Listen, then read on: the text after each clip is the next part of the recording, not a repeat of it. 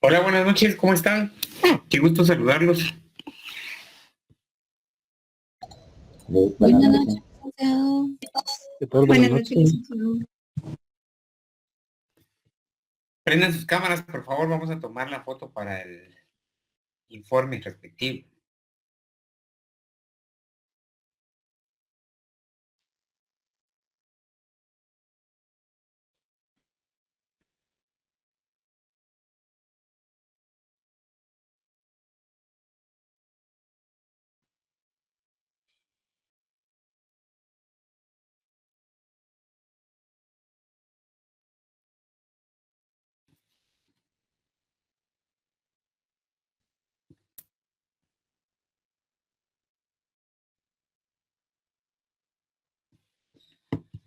Bien, vamos a dar inicio entonces con nuestra clase en donde nos habíamos quedado la semana pasada, ¿sí? Les comparto mi pantalla, por favor, me confirman si la están verificando o la están viendo.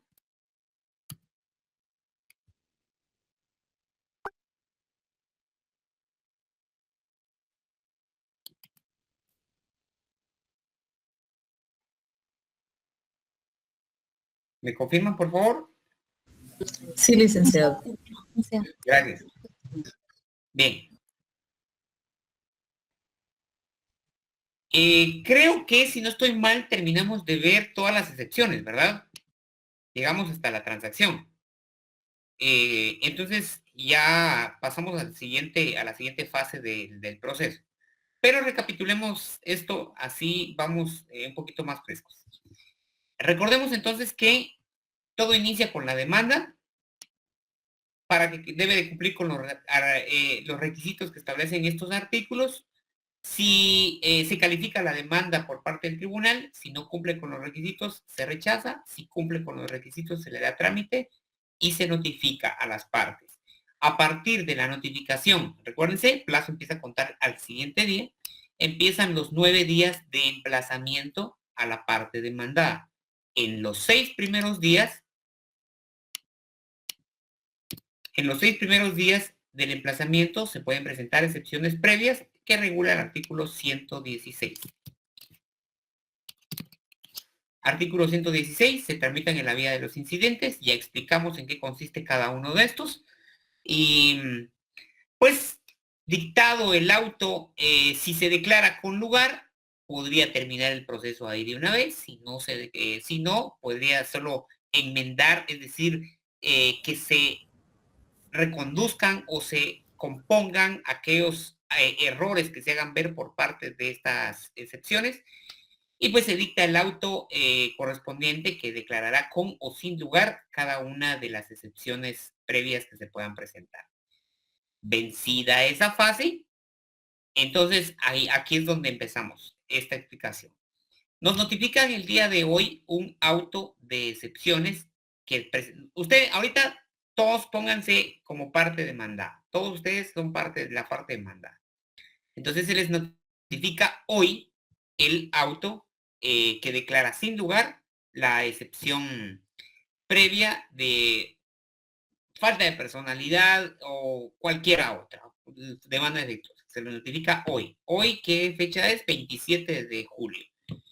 Entonces, recuérdense, como ya hicimos uso de nuestros primeros 6 días de emplazamiento, ahora entonces nos quedan 6 días.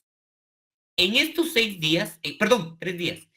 En estos 3 días tendré la oportunidad de contestar demanda en sentido negativo y presentar también excepciones perentorias. Tengo también la oportunidad de reconvenir, allanarme o no hacer absolutamente nada que implica la rebeldía o significa la rebeldía. Empecemos con la contestación. ¿Qué conlleva contestar una demanda en sentido negativo? La idea es negar los hechos que está argumentando el demandante, ¿sí? Pues ustedes recuerden que ahorita son parte demandada. Tienen 3 días para contestar la demanda porque ustedes no están de acuerdo con lo que se les está demandando. Yo les estoy demandando un pago de 100,000 quetzales por daños y perjuicios por un accidente que ustedes cometieron, o que existió, mejor dicho, un accidente en tal fecha y ustedes fueron los culpables. Entonces me tienen que pagar 100,000 quetzales. Ustedes no están de acuerdo. Lo que tienen que hacer entonces es contestar la demanda en sentido negativo y, por supuesto, en ese contexto, negar lo que yo estoy argumentando y decir, no, eso no fue así, sino que fue de esta manera. Eso no fue así, sino que fue de esta manera.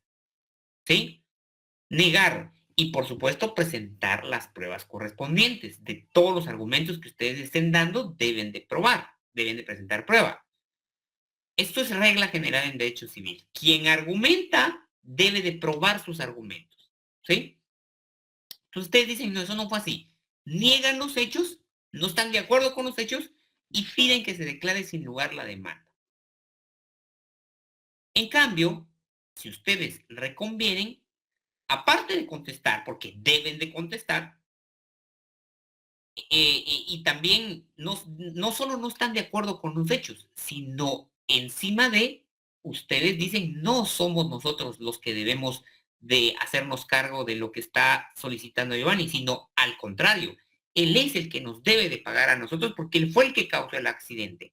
Entonces, ustedes aparte de contestar la demanda, contrademandan, reconvienen, me reconvienen y me contrademandan y dicen, no estamos, contesta la demanda en sentido negativo, no estamos de acuerdo porque no fue así, negamos todos los hechos con base en estos argumentos y estas pruebas.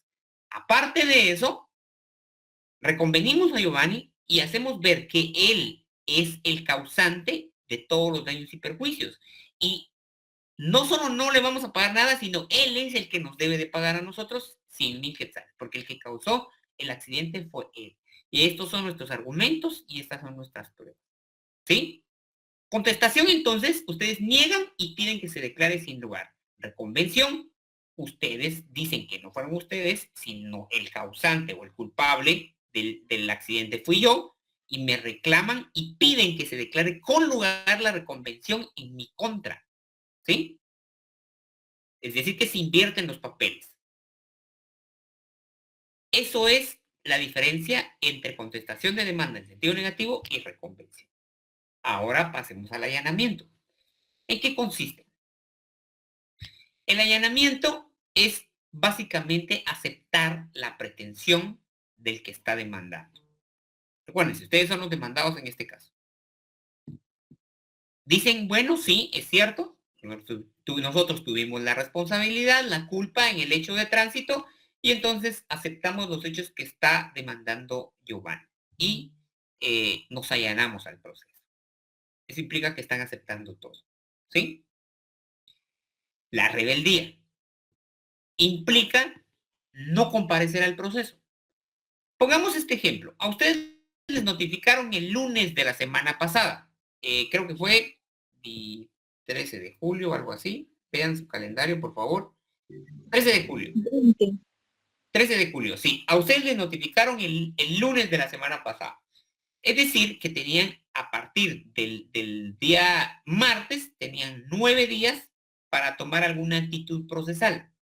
A partir del día martes 14, los 9 días vencieron el viernes que pasó, el viernes 24. Si en esos 9 días ustedes no presentan nada, entonces a partir del día de hoy ya ustedes ya están en rebeldía. Ya están en rebeldía. Ahora, si ustedes hubieran presentado una excepción, pues tendrá que dilucidarse toda la excepción y cuando se dicte el auto y ese auto quede firme, porque puede también apelarse, pero cuando ya quede firme, se haya o no apelado, entonces a partir de ahí se cuentan los 3 días. Pero pongamos en este caso, este ejemplo, de que ustedes no contestaron, no hicieron nada, no presentaron absolutamente nada en estos 9 días que transcurrieron. Entonces, a partir de hoy ustedes ya están en rebeldía. ¿Qué tendría que hacer para que esa rebeldía surta efectos o se materialice? Tengo que pedírsela al juez. Veamos lo que establece el artículo 113 del Código Procesal Civil y Mercantil. Rebeldía. Si transcurrido el término del emplazamiento, el demandado no comparece, se tendrá por contestada la demanda en sentido negativo y se le seguirá el juicio en rebeldía a solicitud de parte. Es decir, entonces, que para ustedes caer en rebeldía, hoy ya están en rebeldía, pero para ya materializarse en el proceso esa rebeldía, mi persona como actor tiene que solicitársela al juez. ¿Qué tengo que hacer? Eso solo lo puedo evidenciar viendo directamente el proceso.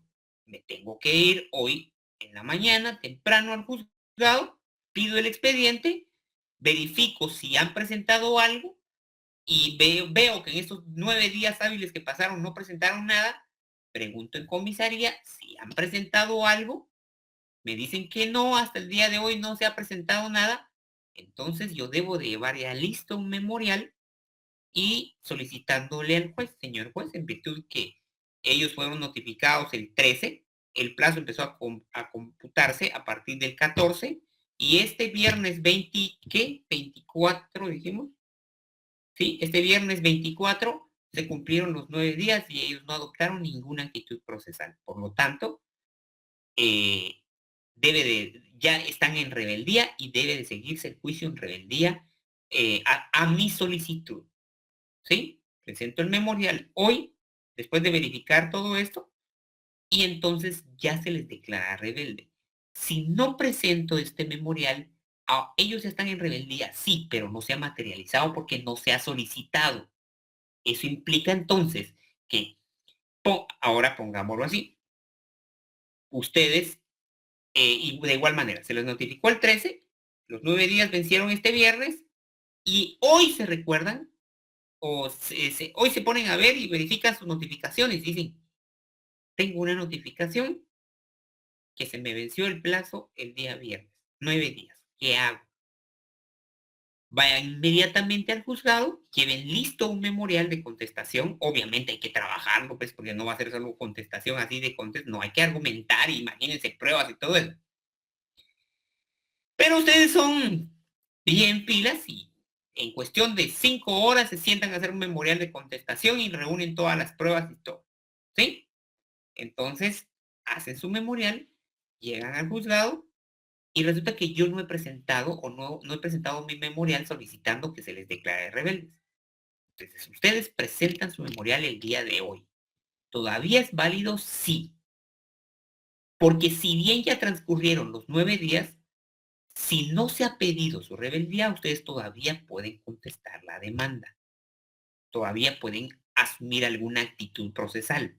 Por supuesto, excepciones previas ya no, porque esas en los primeros 6. Esos primeros 6 días ya vencieron el día lunes, si no estoy mal, que pasó hace una semana, o martes, por ahí. Esos ya vencieron. Pero los 9 días del emplazamiento como tal, si bien ya vencieron, todavía ustedes pueden presentar una contestación de demanda porque yo no he solicitado que se les declare rebeldes. ¿Sí? Entonces, ojo con eso, por favor, porque ahí sí tienen que tomar en consideración estas actitudes. Si ustedes fueran los actores, los demandantes, lo que tienen que hacer es el primer día donde ya estén en rebeldía, su contraparte, verificar si ha presentado algo, si no ha presentado nada, es la oportunidad para presentar la solicitud que se declare rebelde a esa contraparte. Y si ustedes son la parte demandada, como el ejemplo que estamos dando, pues no esperen a que transcurran los 9 días, no vayan computando sus plazos y aunque sea en el último día, pero contesten la demanda.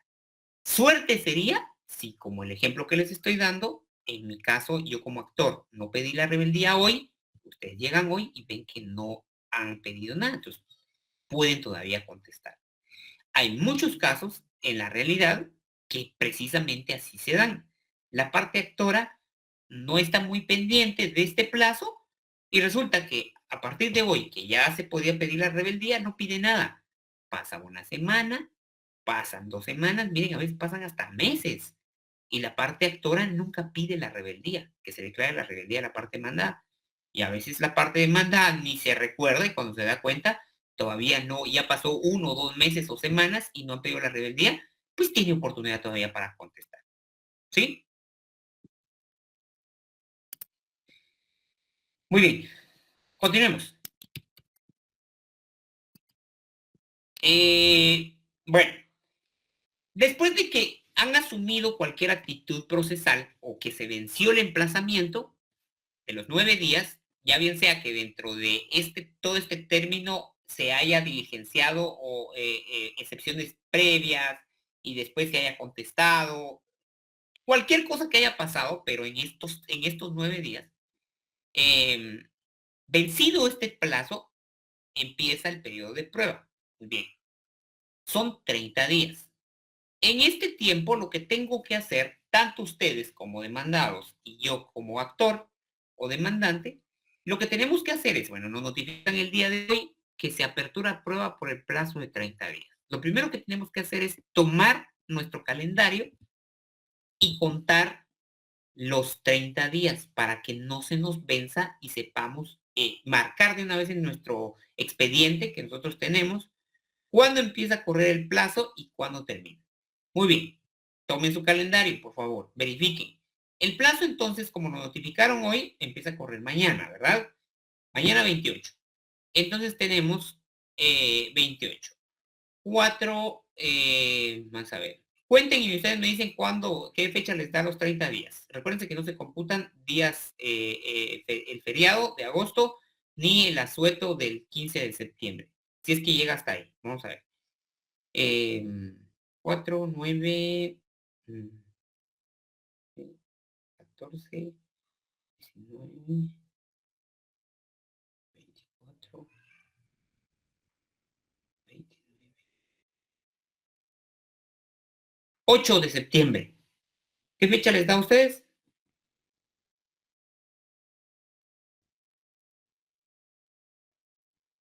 Ah, no, perdón. Bueno, sí, 8 de septiembre.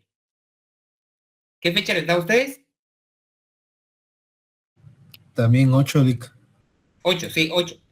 8 porque recuérdense que 15 de agosto es día feriado, el organismo, y cae sábado. Si ven su calendario, cae sábado. Pero el organismo judicial siempre o se adelanta a tomar ese día o lo corre.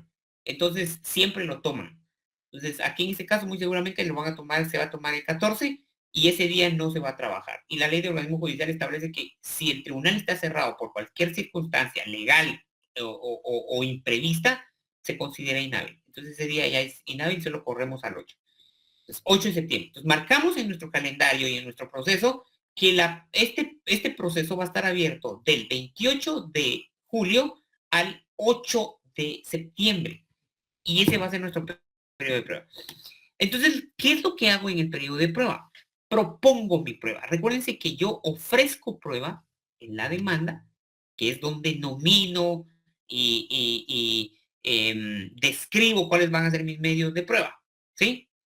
Y cuando se apertura prueba, yo ahí es donde propongo la prueba. Ahí básicamente lo que hago es venir y presentar un memorial por aparte diciendo, bueno, estos son mis medios de prueba. Solo puedo proponer aquellos que ya ofrecí. Si en mi demanda yo propongo prueba documental, declaración de testigos, dictamen de expertos, solo eso. Y resulta que después cuando propongo prueba, aparte de estos 3, también propongo el reconocimiento judicial. El reconocimiento judicial no me lo van a tomar en consideración, ¿sí? Me lo van a rechazar de entrada porque no lo ofrecí. Tuve que haberlo ofrecido en mi demanda. Entonces, aquí viene un tip para su vida profesional. Cuando ustedes presentan una demanda, ofrezcan todos los medios de prueba. Así, si ya cuando se aperture a prueba, alguno no les sirve, pues simple y sencillamente ya no lo proponen, pero ya lo ofrecieron. Pero si no lo ofrecen antes, no lo pueden proponer, se los van a rechazar. Bueno, entonces se apertura la prueba y presento un memorial diciendo, bueno, señor juez, estos son mis medios de prueba. Propongo declaración de parte, testigos, expertos, organización judicial, lo que yo quiera. Veamos rapidito en qué consiste cada uno de estos.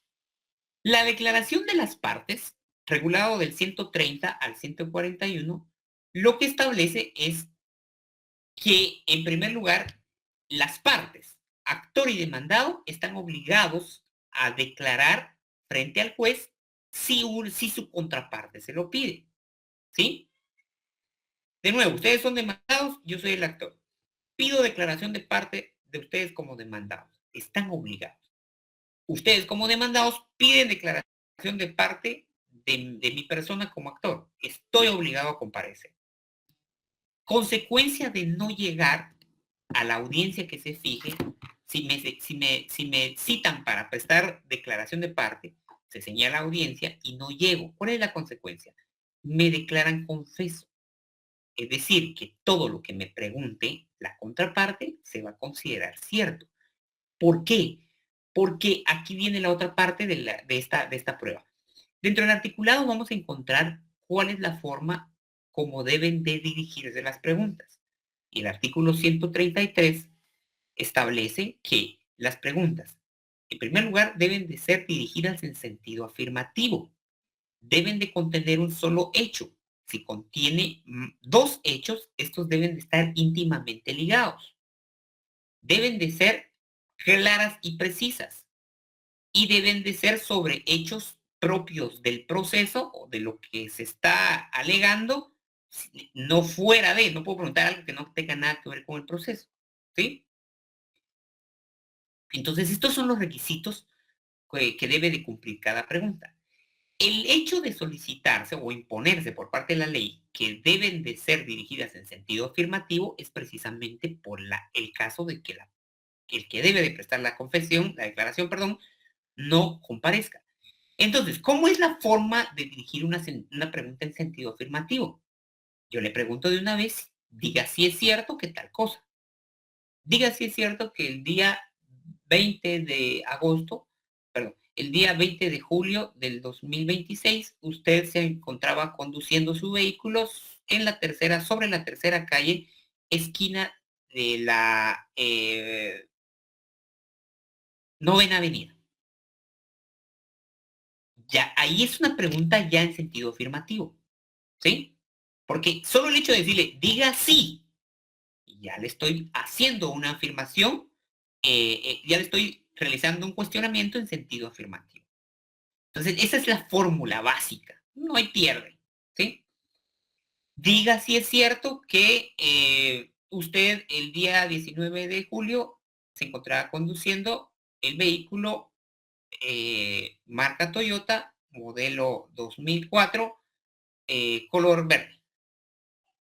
Diga si es cierto que usted el día 19 de julio le hizo saber al señor Juan Pérez que se haría cargo del pago de los daños causados.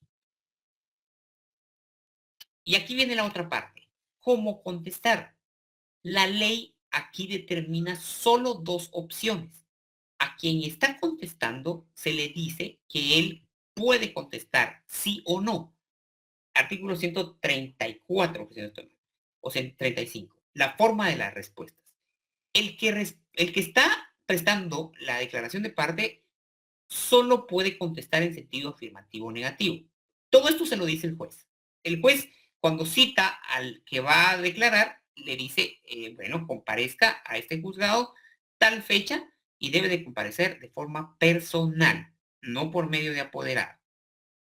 Se le apercibe que si no llega el día y hora señalado y no comparezca en esa forma, se le declara confeso. Bueno, entonces él llega, el día de la audiencia, se le juramenta, se le dice, señor tal, ha sido convocado por la parte demandada o contraparte para prestar declaración de parte.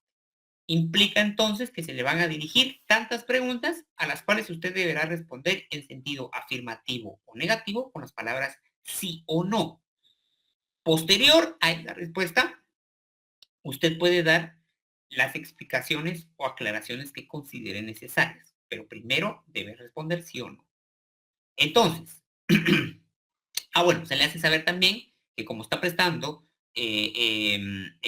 declaración ante un juez, en caso de no hacerlo, de no conducirse con la verdad, estaría cometiendo delito de perjurio, ¿sí? Que tiene tanto pena de privación de libertad como pena de multa. Y entonces se le hace saber todo eso al que va a contestar, al absolvente.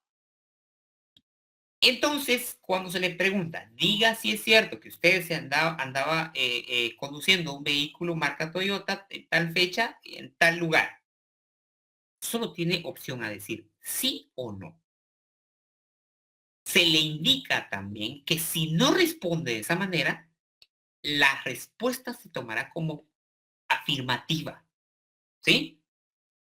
Entonces se le dice, se le explica, solo tiene dos opciones, conteste sí o no, y si no contesta de ninguna de esas dos formas o se niega a contestar, la respuesta se tomará como afirmativa, ¿sí?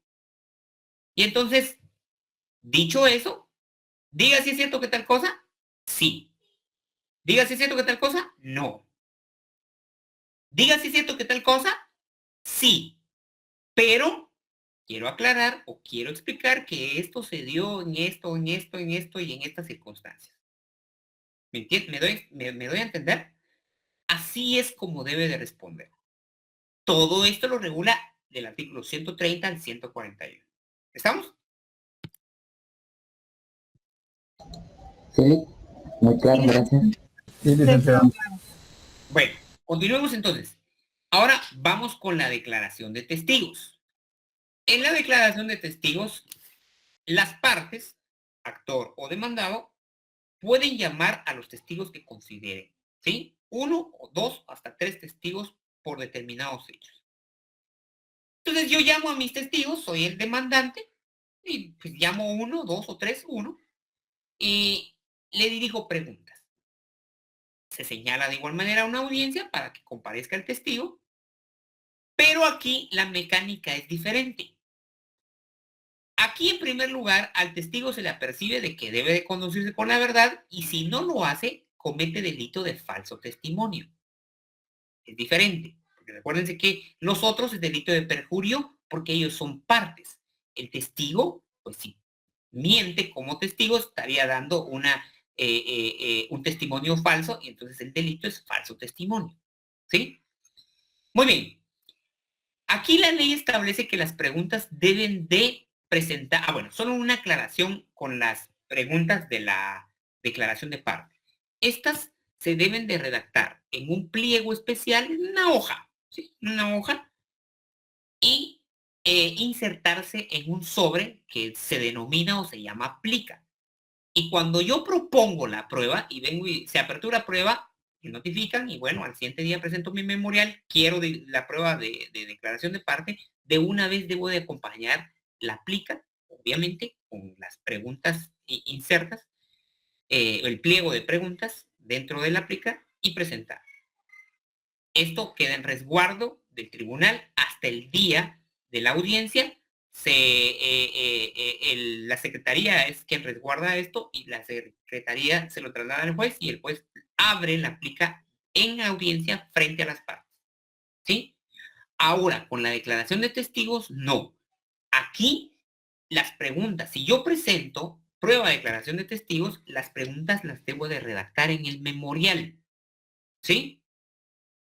El objeto es que la contraparte se entere qué le voy a preguntar al testigo, porque él va a tener en la audiencia, la contraparte, derecho a preguntarle también. En cambio, en la declaración de parte no tiene sentido, ¿sí? Muy bien, entonces presento mi prueba de declaración de testigos y presento mi memorial, ahí de una vez redacto todas mis preguntas, 10 preguntas.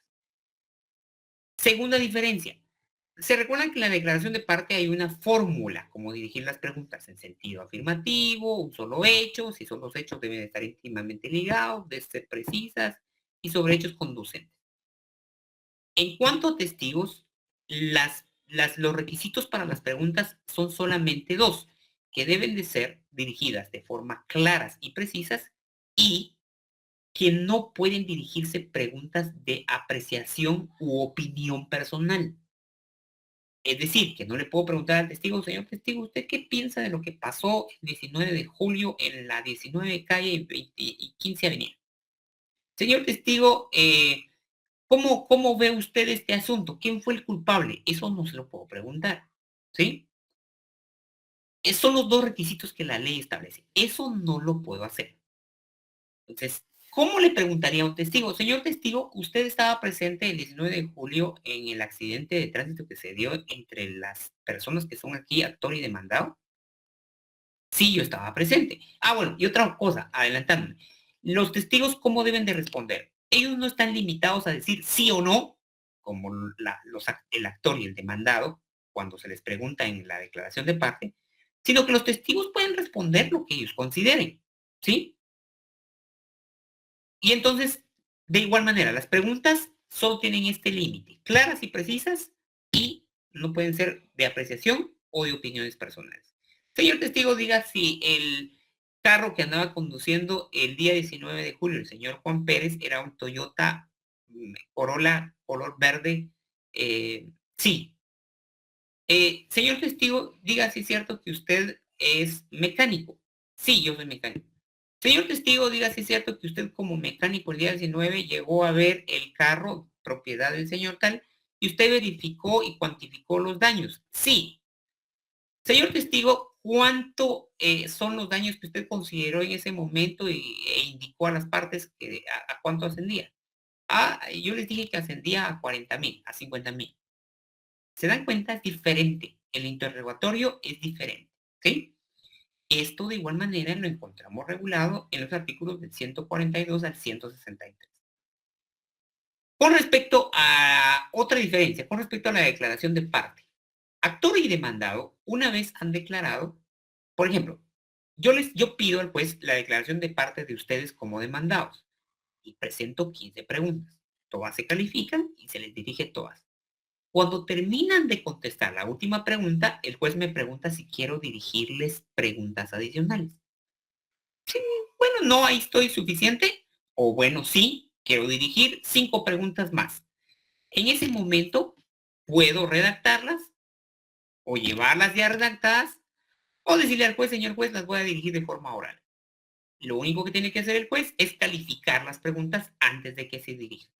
¿Sí? Para ver que cumpla con los requisitos que estamos hablando. En el caso de testigos es diferente. Si se le dirigen 10 preguntas al testigo, terminadas las preguntas, el juez les dice a las partes, ¿quieren hacer repreguntas? Es decir, que al testigo en ese momento, después de terminar, le puede preguntar tanto el que lo propuso como testigo, como la contraparte. Ambos le pueden dirigir repreguntas. El juez también le puede preguntar. ¿Sí? Ahora, solo escuchen esto. Repregunta. Eso implica que las preguntas que le vayan a preguntar al testigo posterior a que ya terminó son sobre las preguntas que ya se hicieron o sobre las respuestas que ya dio. Por eso se llaman repreguntas. ¿Sí? Implica que no se le puede preguntar al testigo sobre un hecho novedoso o algo que no se preguntó. ¿Sí? Por eso se llaman repreguntas. ¿Estamos? Todo esto queda consignado en un acta. En derecho civil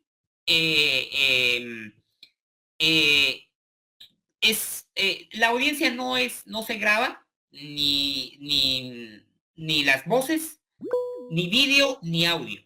No se graba ni vídeo ni audio. Todavía no hay normativa para eso. Todo queda consignado en un acta, ¿sí? En la forma como sucedió.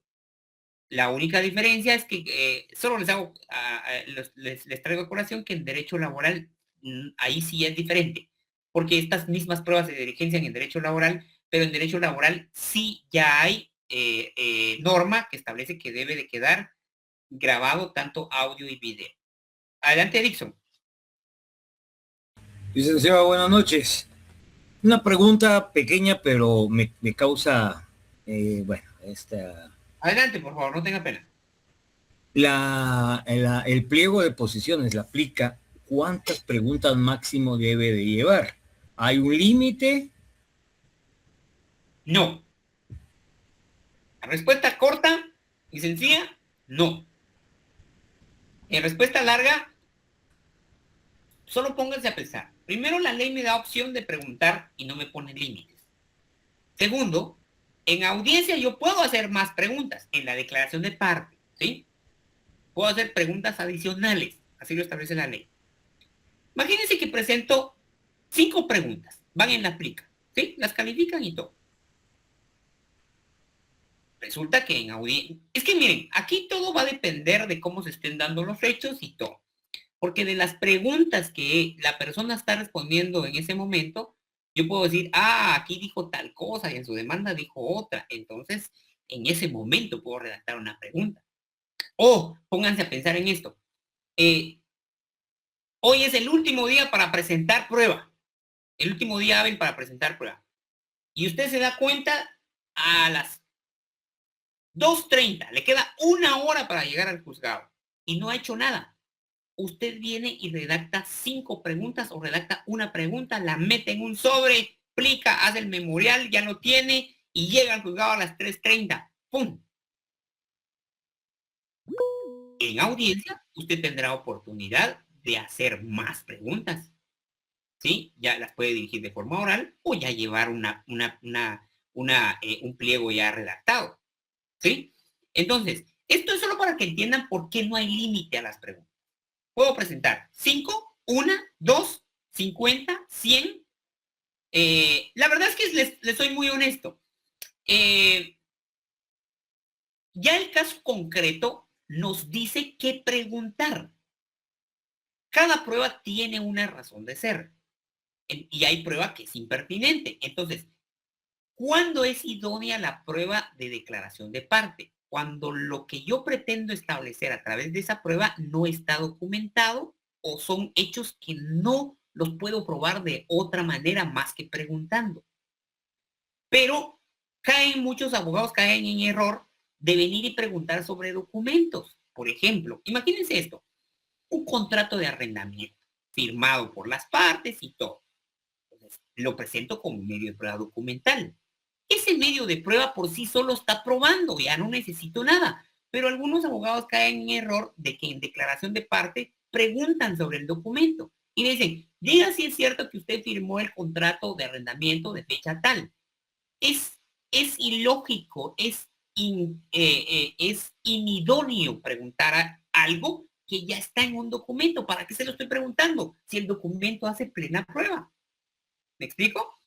Entonces, no hay límite de preguntas, pero sí hay que preguntar sobre lo idóneo, sobre aquello que no puedo probar de otra manera. Si ya tengo un documento que está probando, ¿para qué voy a preguntar si firmó el documento? Ahí está el documento, salvo que lo impugnen de nulidad o falsedad, pues, pero eso ya es otra historia. ¿Sí? ¿Estamos? Bastante claro, licenciado. Muchas gracias. Perfecto. Saúl, adelante, por favor.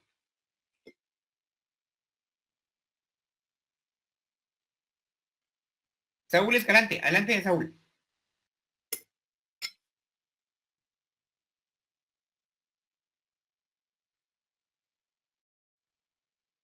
Creo que Saúl se nos fue. Nadia, adelante. Gracias, licenciado. Una pregunta para que me quede claro. Entonces, ¿se redactan las preguntas en el memorial de ofrecimiento de prueba? Cuando se propone la prueba, en el memorial por medio del cual se está proponiendo la prueba, ahí se redactan las preguntas. De los testigos, ¿sí? De los testigos.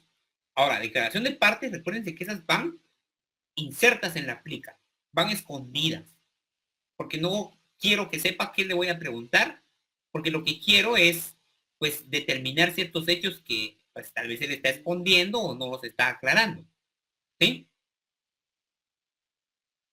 Gracias, licenciado. Muy bien. Bueno, continuemos entonces. Muy bien. Pasemos a la siguiente prueba. Dictamen de expertos.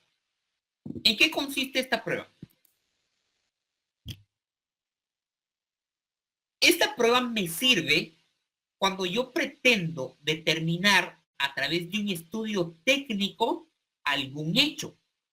Algo que no es simple y sencillamente de presentar por medio de documentos o preguntarle a un testigo o preguntarle a la contraparte. Porque esto ya lleva implícito un estudio para poder determinar algo. El ejemplo claro es cuando se demanda a un padre por paternidad y filiación, un juicio de familia por paternidad y filiación. Entonces, imagínense esto, sería idóneo que yo llame al padre de una persona y le pregunte, diga si es cierto que usted es el papá de tal. el niño tal, para determinar si él es el papá o no. Aunque él diga que sí o diga que no, esa no es una prueba idónea porque a través de su declaración no voy a probar si es o no es. Entonces, ¿qué necesito aquí? Aquí necesito un estudio de personas versadas en la materia, conocedoras de lo que estoy pretendiendo establecer. Y entonces aquí pido un dictamen de expertos para determinar el ADN de la persona, ¿sí? El dictamen de expertos es idóneo precisamente para determinar eso, ¿sí? Pido un dictamen de expertos para determinar el ADN del señor tal, para ver si es compatible con el niño o niña que es con el que se quiere establecer la paternidad. Otro ejemplo. Pido la nulidad o falsedad de una escritura pública porque la firma que calza, la del vendedor, no es de él. Pongo este caso rapidito. A una persona le roban una propiedad, pero en papeles, ¿verdad? Eso se da muy comúnmente, desgraciadamente, aquí en Guatemala. Aparece que una persona supuestamente vendió una propiedad y esta persona nunca la ha vendido. Y presentan la escritura pública en el registro general de la propiedad y todo. Cuando la persona, el propietario, se da cuenta, dice, pues yo nunca la vendí. Entonces él presenta su demanda o juicio ordinario de nulidad del negocio jurídico, haciéndole ver al juez que él nunca firmó esa escritura. Por lo tanto, no hubo voluntad de su parte, y como la voluntad es un requisito esencial, entonces debe declararse la nulidad. ¿Cómo prueba esta persona que dice que no vendió esa finca o esa propiedad? Determinando que su firma, la firma que calza esa escritura, no es la firma que él utiliza o no corresponde a su persona. Eso a través de un dictamen de expertos proponiendo que grafólogos verifiquen si la firma es o no real. Si fue puesta por la persona que supuestamente vendió. ¿Sí? Ahí tenemos otro dictamen de expertos. Muy bien, entonces esta prueba. Ahora, solo les quiero aclarar algo. El artículo 164 al 171 del Procesal Civil y Mercantil nos dan un procedimiento para diligenciar esta prueba. Propongo la prueba, debo de proponer a un experto, el juez le confiere audiencia a la contraparte para que él proponga también su experto, o se adhiere y dice no, que sea ese mismo experto que está proponiendo la contraparte. Y si propone su experto, el que propone la prueba, propone su experto, le confieren audiencia a la contraparte, propone su experto, el juez debe de proponer un tercer experto, ¿sí? Y luego de eso se determina ya cuáles van a ser los puntos del expertaje, se pretende determinar esto y esto, se adhieren o no, pueden proponer más puntos y todo eso. Se determina y ya se establece, bueno, este es el experto y estos son los puntos, proceda, ¿sí? Debe de rendir su informe posteriormente y todo eso. Ahora bien, nuestro código es de 1964, si no estoy mal. Así se había venido haciendo esa prueba, o dirigiendo esa prueba, pero cuando nace el INASIF, esta institución, pues esta prueba de expertos prácticamente ya no se utiliza mucho, se utiliza solo en determinados casos. Por lo regular se utiliza más el dictamen de expertos del INASIF. Y aquí, ¿cómo se diligencia esta prueba? Ya no se utiliza esta regulación, sino que simple y sencillamente se le dice al juez, señor juez, quiero un dictamen grafológico sobre mi firma, o quiero una prueba de ADN del señor tal, y entonces se cita a las personas, se extraen las muestras y se lleva al laboratorio del INASIF y el INASIF rinde su informe y ahí, ¿sí? Esto para que lo tomen en consideración, ¿sí? Porque lo que establece el código ya no se está aplicando. Esto pasa comúnmente. Recuerden que hay normas vigentes no positivas. Muy bien. Continuemos. Prueba de documentos del artículo 177 al 190. Puntos claros aquí con la prueba de documentos. Número 1, Como documento puedo presentar cualquier tipo de documento. Lo puedo presentar en original, en copia, fotostática o cualquier otro medio de reproducción. ¿Sí? Salvo que la ley me diga que tengo que presentar el documento original, nunca me va a decir documento original. Con que diga documento, se sobreentiende que es el original, porque la ley nunca le va a decir el documento original. Es raro, tal vez por ahí se encuentren algún texto donde diga el documento original, pero por lo regular solo va a decir el documento tal, certificación tal. Entonces, ¿cuándo es copia? Cuando la ley dice copia, ahí sí. Entonces, si nos vamos al artículo 177, ahí sí dice que puede presentar copia. Entonces, si la ley no me dice copia, debo entender que es el documento original el que debo de presentar. Este artículo 177 me dice que los documentos extendidos por notario deben extenderse en original, si la ley así lo establece. Claro, caso contrario, lo puedo presentar en copia. ¿Sí? Entonces, punto número 1. Tanto original como copia prueban igual. No hay ninguna diferencia. Punto número 2. Si la ley me dice que debo de presentar el original, entonces ahí sí el original. ¿Sí? Punto número 3. Hay documentos que hacen plena prueba. Es decir, que eso, contra ese documento, ya no hay algo que pueda probar más que eso. Como por ejemplo, ¿qué documentos hacen plena prueba? Los extendidos por notario y los documentos extendidos por empleado o funcionario público en ejercicio de su cargo. Por ejemplo, una certificación extendida por el RENAP, una certificación de nacimiento. Pues ya no hay más prueba que eso. Ya no necesito, si yo estoy diciendo, si yo presento una certificación de nacimiento de una persona y dice que nació el 30 de mayo de 1990, ya no hay más prueba para probar eso. Eso ya es absoluto, ¿sí? Si extienden, por ejemplo, una constancia de algún ministerio, una certificación, cualquier documentos extendidos por funcionarios públicos en ejercicio de su cargo, hacen plena prueba, ¿sí? Ahora bien, con respecto a documentos, ¿puedo yo proponer de una vez mis documentos que tengan mi poder y los acompaño de una vez a mi demanda? Y también puedo proponer documentos que no tengo, porque los puede tener la contraparte y le digo al juez, él los tiene, que los presente tal fecha, o documentos que puede tener un tercero. Solicito que se mande a pedir en poder del tercero tal documento. ¿Cuándo podrían ser documentos que en poder del tercero? Imagínense que quiero que se presente como prueba una escritura. Recuérdense que las escrituras son de resguardo absoluto del notario. Entonces, yo quiero que se proponer el documento original, porque de ahí se va a extraer la firma, ¿sí? Entonces, le digo al juez, documento en poder de tercero, la escritura número 4 que tiene el notario tal. Es lógico que ahí es un tercero, porque no es parte del proceso, y segundo, la ley establece que solo él puede tener ese documento. Por lo tanto, ya sé que él lo tiene, la ley ya me indicó, ¿sí? Entonces, puedo proponer documentos que yo tenga, documentos que tiene la contraparte, documentos que tiene un tercero, y puedo pedir también documentos mediante informes. Por ejemplo, la ley establece que puedo pedirle a los bancos o entidades públicas.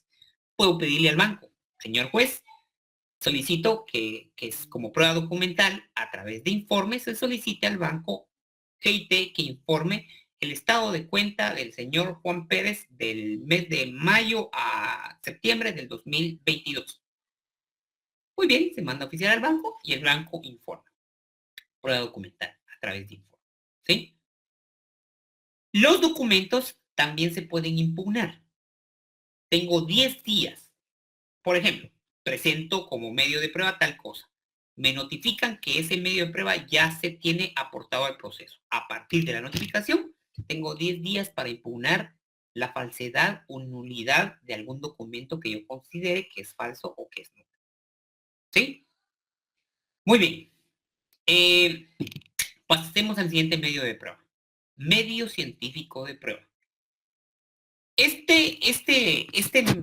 prueba, para que sea un medio científico, debe de debe de pasar por un proceso de autenticación, ¿sí? ¿Cuál podría ser un medio científico de prueba? Una fotografía, un correo electrónico. Pongamos estos dos ejemplos. Ojo, si yo presento una fotografía impresa en un papel, lógicamente por ahí va siempre la cosa. Siempre las partes presentan las fotografías impresas en un papel y la fotografía se entiende que va impresa en un papel. Entonces, presento esa fotografía. Su soporte es papel, ¿sí? Pero vean, la prueba documental implica que lo que está en el documento es información, texto. Eso es prueba documental. Ahora, si yo pretendo presentar como prueba documental una fotografía, ese no es documento, porque la fotografía tiene un proceso distinto. O sea, no, si bien el soporte es documento, no lo puedo presentar como prueba documental, porque la prueba documental es de texto, de documentos que tengan información escrita, no imágenes. Entonces, si estoy presentando una fotografía, debo de presentarla como medio científico de prueba, pero debo de redactar un acta en donde haga constar cómo obtuve esa fotografía. Por eso les digo que el medio científico de prueba lo que establece es un proceso de autenticación. Entonces, tengo que decir, fotografía donde aparece el señor Juan Pérez con una camisa verde, un pantalón azul, el día tal. Fue tomada a través de la cámara del celular, número de serie tal, registro tal, que corresponde al número tal de la empresa tal, que fue extraída a través de una computadora e impresa en la impresora marca tal, tal, el día tal, tal. Debo de establecer o determinar cómo obtuve esa fotografía y cómo pasé esa fotografía al soporte papel. Todo esto lo hago ver en un acta y entonces ya acompaño mi fotografía en papel junto con el acta. Y ahí ya se convirtió en medio científico de prueba. Pongamos el ejemplo de una videograbación. ¿Cómo presento un disco compacto? Bueno, mejor una USB porque ahora ya no hay ni dónde reproducir disco compacto. Presento una USB y digo, señor, pues acompaña como medio de prueba una USB donde va un video del día del accidente.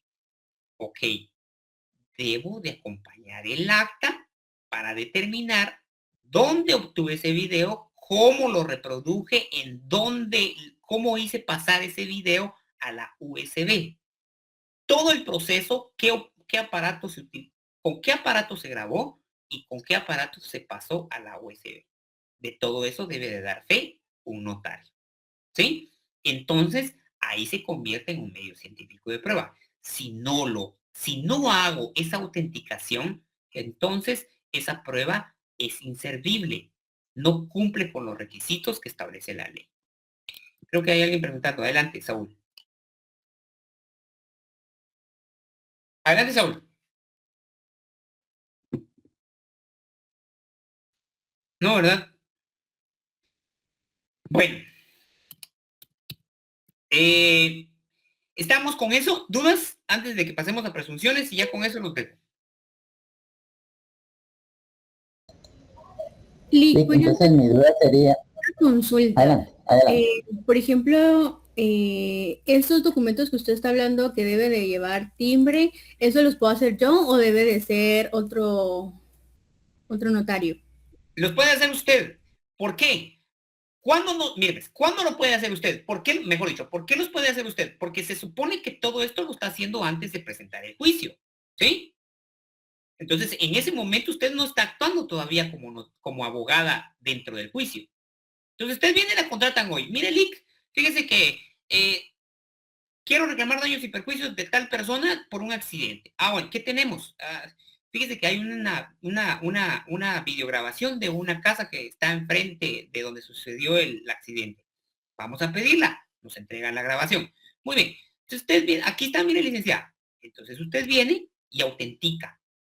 La convierte en medio de prueba científico.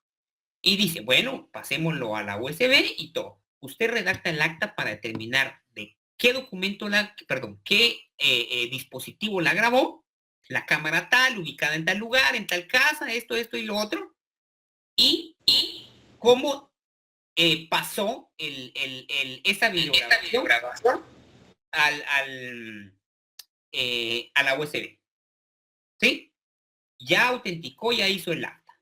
Por el acta no se preocupen, en el camino ustedes van a encontrar ese tipo de actas para solo copiar y pegar. Y entonces lo hacen. No hay ningún problema, usted redacta el acta, usted, Adri Erema, notaria, tal, y pone todo. Después acompaña eso como medio de prueba y presenta su demanda. Ahí usted lo puede hacer perfectamente porque no existía todavía el proceso. Ahora bien, una vez presentada la demanda, usted ya no puede actuar como notaria dentro del proceso. ¿Sí? ¿Se entiende? Sí, Lick, muchas gracias. Muy bien. ¿Alguien más? Bueno, entonces continuemos. Y presunciones. ¿Qué son las presunciones? Pues este medio de prueba realmente no es que se presente algo como algunos jueces piden que expliquen en qué consisten sus presunciones, porque aquí las presunciones son legales y humanas.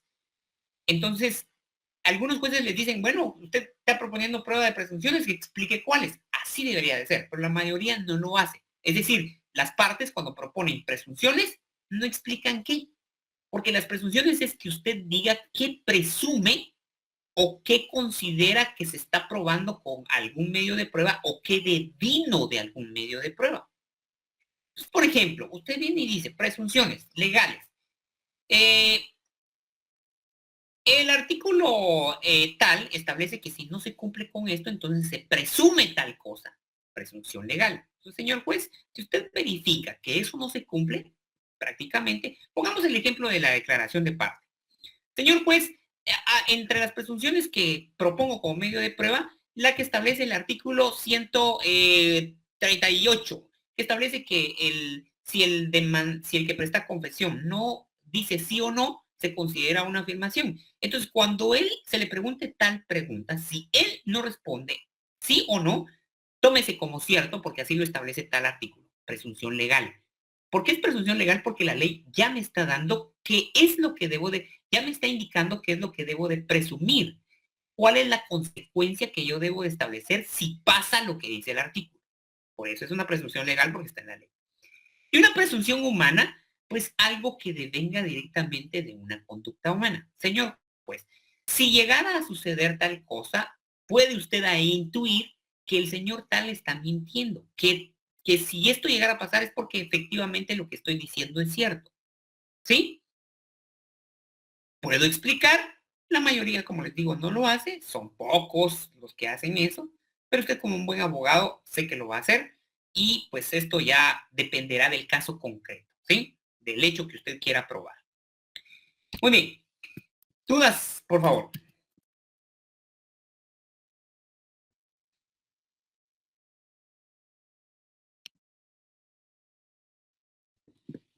Muy bien.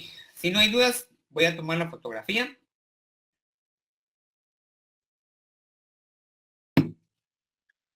Cámaras, por favor.